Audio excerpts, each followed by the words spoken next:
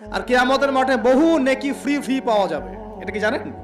কিয়ামত অনেক নেকি বিনামূল্যে ফ্রি ফ্রি আসবে আমলনামায়। কেন আসবে বলি হাদিসটা। নবী সাল্লাল্লাহু আলাইহি ওয়াসাল্লাম বলেছেন, তোমরা কি জানো সবচেয়ে বড় মিসকিনকে? দরিদ্র মানুষকে, মিসকিনকে। সাহাবীরা বলছেন, আমরা তো মনে করি যার সম্পদ কম সেই মিসকিন। নবীজি বলছেন, না, প্রকৃত মিসকিন সে ব্যক্তি নয়। প্রকৃত মিসকিন সে ব্যক্তি যে কিয়ামতের মাঠে উঠবে উহুদ পাহাড়ের সমান নেকি নিয়ে উঠবে। উহুদ পাহাড় দেখেছেন তো? বিশাল পাহাড়। উহুদ পাহাড়ের সমান নেকি নিয়ে উঠবে। নামাজের নেকি, যাকাতের নেকি, হজের নেকি, ওমরার নেকি, বিভিন্ন নেকি। কিন্তু দেখবে সামনে বহু মানুষ দাঁড়িয়ে আছে। কেন দাঁড়িয়ে আছে?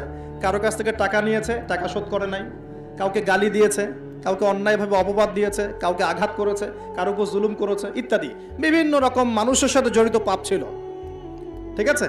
কারো গীবত করেছে, কাউকে তহমত দিয়েছে ইত্যাদি। এখন আল্লাহ পাক বলবেন,